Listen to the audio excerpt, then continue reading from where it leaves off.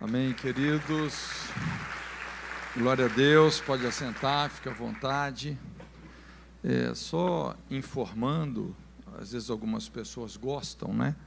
Se você quiser ter o esboço da mensagem, está lá no meu Facebook, tá bom? Inclusive, se você quiser acompanhar a mensagem pelo esboço, está lá. Se eu não me engano, é Pastor Cote, tudo junto, @Pastor Cote, não é? Acho que tem um arroba primeiro, depois Pastor Cote, tudo minúsculo. Vamos só levantar um clamor pelo nosso governo, o sentido da gente orar. Pode ficar sentado, só concorda. Pai, nós te agradecemos por tudo que o Senhor tem feito. E juntos aqui, Senhor, nós queremos, nessa oportunidade, com um só coração, uma só alma, uma só voz, levantamos e nos achegamos a Ti, Senhor, clamando por essa equipe de governo que o Senhor tem preparado para essa nova gestão. Que o Senhor possa cercá-los com os teus cuidados, com a tua boa mão. Senhor, que o Senhor possa fazê-los cheios do espírito de sabedoria e revelação. Senhor, que aquela unção que o Senhor deu para José, para Daniel, para Neemias, para Moisés e para tantos outros, que essa mesma unção, o Espírito do Cristo, do Messias, venha sobre esse governo. Senhor, e que realmente seja feita toda a sua vontade nessa nação. Venha o teu reino, em nome de Jesus, em nome de Jesus. Amém. Irmãos, nossa proposta é um alinhamento, e eu gostaria de continuar compartilhando com você dentro de uma perspectiva do Brasil, do que Deus está fazendo nessa nação. Tenho sentido isso.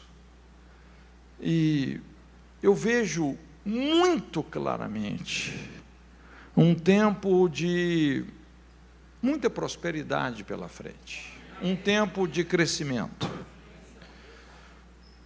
Honestamente, me preocupa um pouco. Tá? Esse tempo de porque quando uma nação prospera, todo mundo vai a reboque, todo mundo prospera, e a gente sabe, nós vamos ver, o reino de Deus é um reino de abundância, Deus sempre tem muito para todos, mas eu creio que nós temos um tempo muito especial pela frente. Muita gente vai crescer, muita gente vai prosperar, mas talvez muitos não estejam prontos para isso, porque a prosperidade, o sucesso, traz muitos perigos, e é sobre isso que eu gostaria de compartilhar um pouquinho com você. Eu queria falar um pouco dentro do livro de Deuteronômio. Ontem nós falamos um pouco dentro do livro de Abacuque, e eu gostaria de falar um pouco dentro do livro de Deuteronômio. Nós podemos resumir todo o livro de Deuteronômio em 3 sermões de Moisés, quando eles estavam ali nas campinas de Moabe, na iminência de entrar na terra prometida. Essa palavra aí, Deuteronômio, uma palavra que alguns têm até dificuldade de pronunciar, não é? Mas deriva do primeiro versículo, quando a Bíblia fala assim: estas são as palavras de Moisés, as palavras que Moisés falou. E quando você mergulha um pouco aí no conteúdo desse livro, a gente pode discernir realmente uma grande preocupação no coração de Moisés, tinha uma grande preocupação. Esses 3 últimos sermões da vida de Moisés, porque nós sabemos, Moisés não entraria na terra, ele não entraria,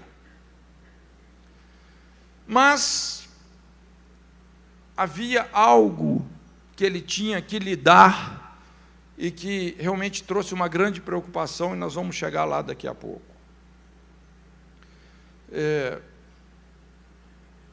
Veja bem, aqui em Deuteronômio 8, eu acho muito interessante esse capítulo, e pessoalmente eu já tive assim experiências muito fortes com esse capítulo.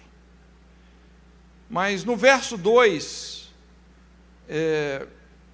a Bíblia fala assim: recordar-te-ás de todo o caminho pelo qual o Senhor teu Deus te guiou no deserto esses 40 anos, para te humilhar.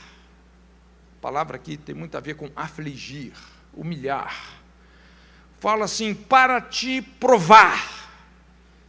Na concordância Strong tem esse sentido de analisar, testar, revelar uma coisa que ainda não está evidente.